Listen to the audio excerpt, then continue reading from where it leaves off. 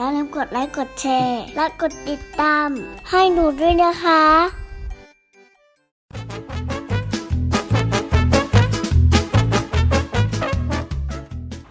สวัสดีค่ะวันนี้เราจะทำบาร์บีคิวเดี๋ยวเราไปซื้อหมูซื้อผักก่อนนะคะตามมาเลยค่ะมีอะไรขายบ้างคะวันนี้มีไส้กรอกแล้วก็เนื้อสดๆจ้ามีพริกหวานฟักทองแล้วก็หอมใหญ่หอมหมดเลยจริงเหรอคะลูกค้าดีใจจังเลยทั้งหมดนี้เดี๋ยวขอคิดเงินแป๊บนะคะค่ะทั้งหมด500 บาทค่ะ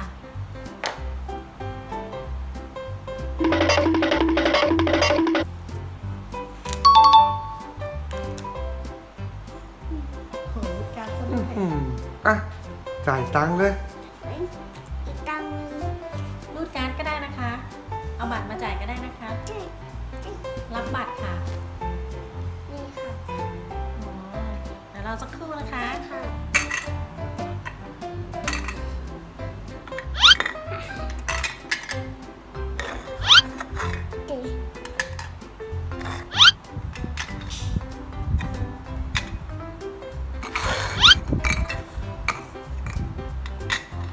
โอ้ยรถเข็นเลย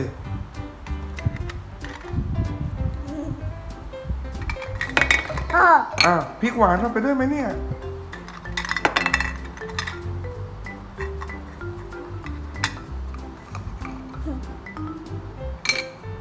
อันนี้เหรออันนึงโอเคได้ของแล้วไปปิ้งกันเลยโอ้วันนี้เราจะย่างอะไรกันบ้างครับเนี่ยบาร์บีคิวโอ้งั้นคุณพ่อขอหมูย่างไส้กรอกแล้วก็ข้าวโพดจ้ะได้เลยจัดไปโอ้นี่เตาบาร์บีคิวของอลิสนะโอ้ยไฟร้อนนั่นน่ะโอ้ยกระทู้แล้วโอ้โอ้โหโอ้โหเนื้อโอ้โห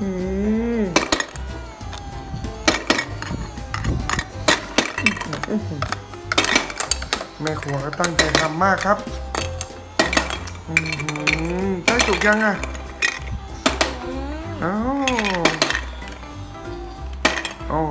ปิดก่อน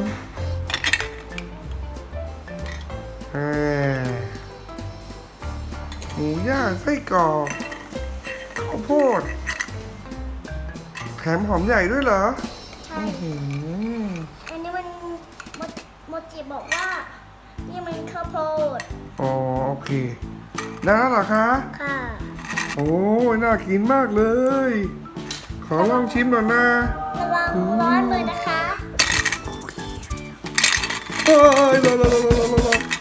เอาละมัมเลยโอ้หมดจานเลยอร่อยมากๆตัวเองยังไม่ได้กินจะทำให้ตัวเองกินหน่อยเนี่ยชามมีจานด้วยมีจานหนึ่งเหรอจ้ะได้เลยจัดไปที่กินไปแล้วต้องเอาไปทิ้งที่อื่นโอเคนี่ไงที่แล้วทีนี้เอาอะไรให้กินบ้างคะอันนี้นะจานนี้จะเป็นอะไรคะจานที่สอง มีที่คีบด้วยเป็นเปียนแบบอันที่เป็นบาร์บีคิวแบบเสียบไม้เหรอคะค่ะเราต้องทำก่อนนะโอ้ยไฟแรงจริงๆสุกแล้วโอเค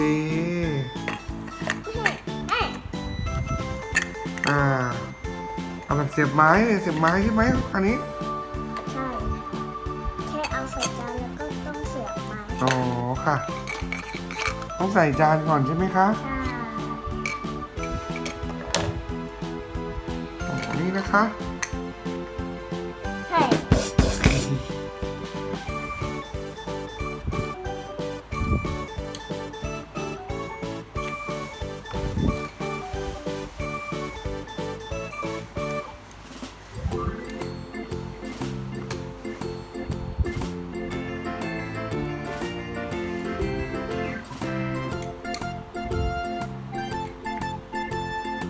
โอ้ว้าวน่ากินจังเลย เดี๋ยวให้เธอเองกินละค่ะ ขอบคุณมากค่ะโอ้โหงำงำงำงำงำงำงำ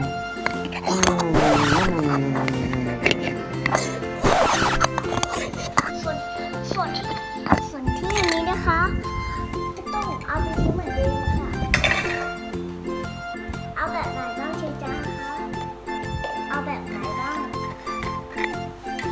โอ้จานต่อไปเป็นอะไรครับ เป็นหมูค่ะ แต่เป็นใส่จานนะคะ เอาหมูลงละเปิดเครื่องยัง เดี๋ยวค่ะ โอ้โหเด้งดึงๆเลย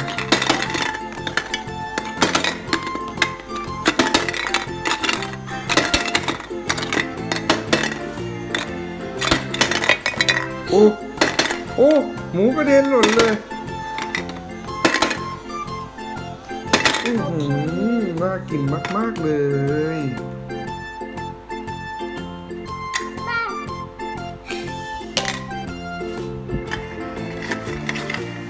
โอ้จะใส่จานแล้วจ้า